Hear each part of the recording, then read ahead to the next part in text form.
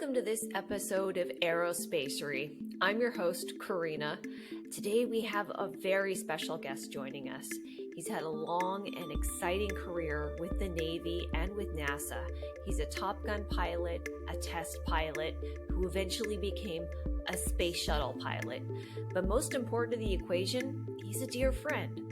Please welcome to the Aerospacery show, Jeffrey Ashby.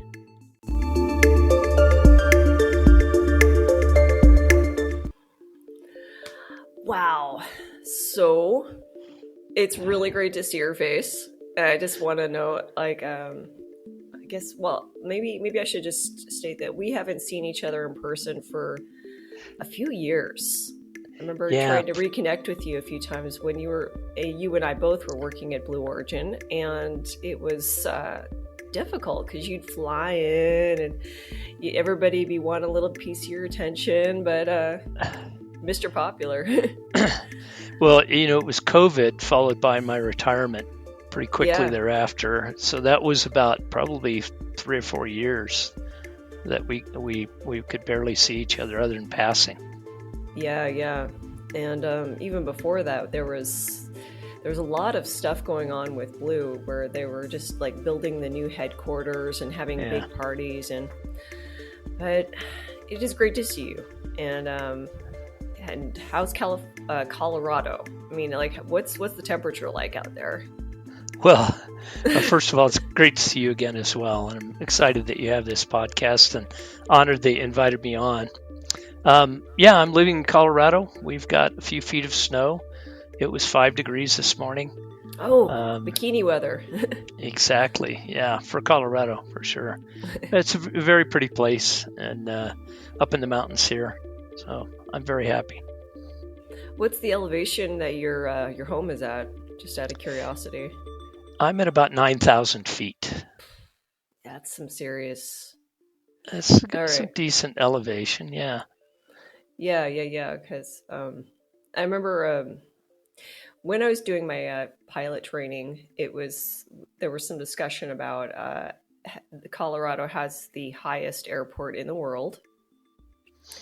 And there's also a discussion about, many discussions about like how you have to actually acclimate to being in Colorado.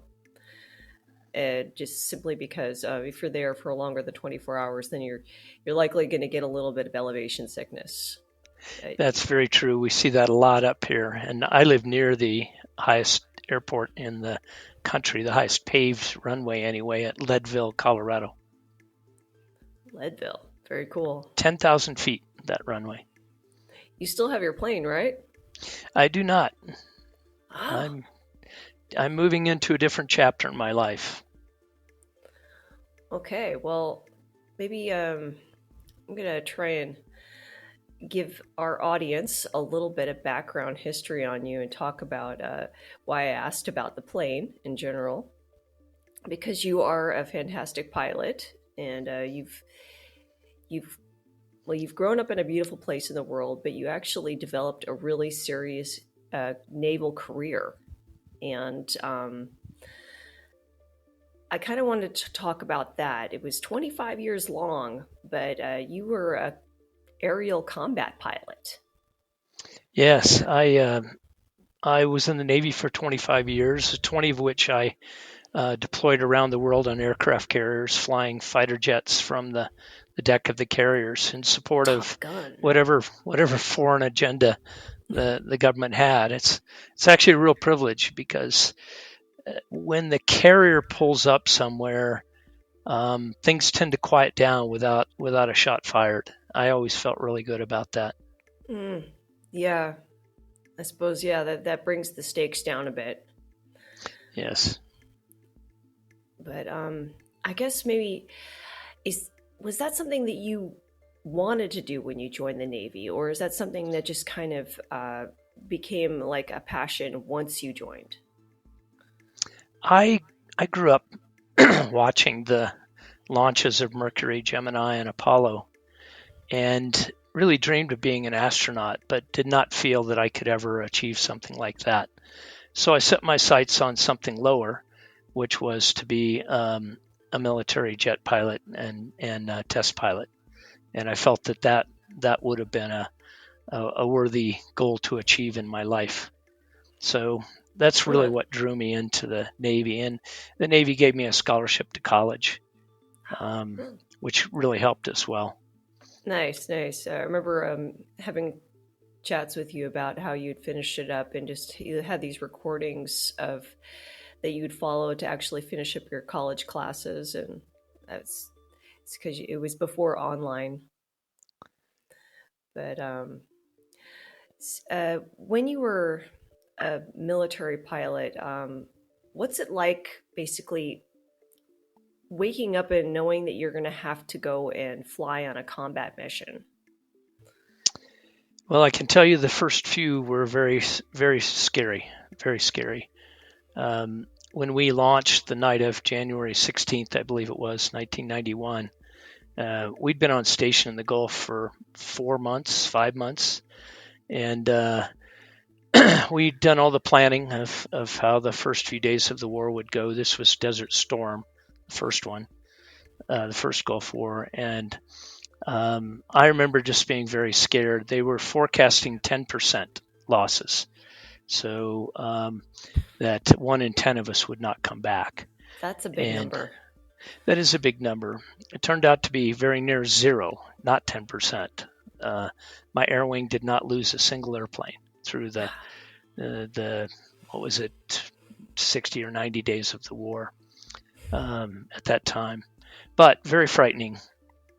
And it's in part because you really don't know what to expect. I mean, you've trained for it and all this, but even at that point in my career, when I was probably almost 20 years in, um, I'd never seen a surface-to-air missile, come off the ground targeted to my airplane or anyone near me. Um, I'd never seen actual anti-aircraft artillery or flak fire. Um, and all of those things I saw in spades that night for the first time. Good Um, lord. each time you come back and you are unscathed, despite Yeah, all that stuff flying around, you gain a little bit more confidence. Um, but yeah, it's still it's though. it's quite scary, and there's, it's even more profound than that.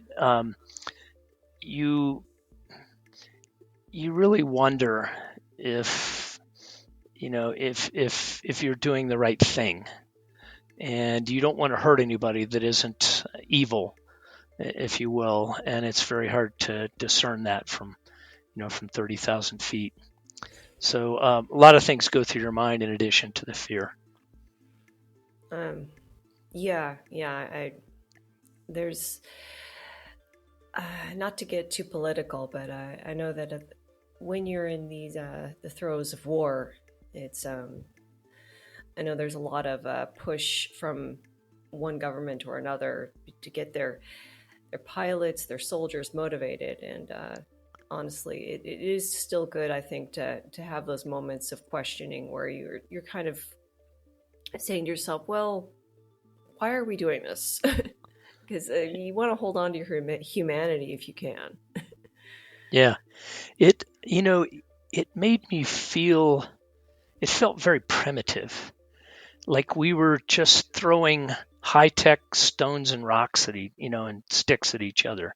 Mm. Um, Everything was high tech, but it's still just throwing stuff at one another. It was really bizarre, and yes, we can talk about governments later in the Fair context of enough. space station partners and things, but yeah, it was a crazy time. I'm glad it's behind me. Fair enough.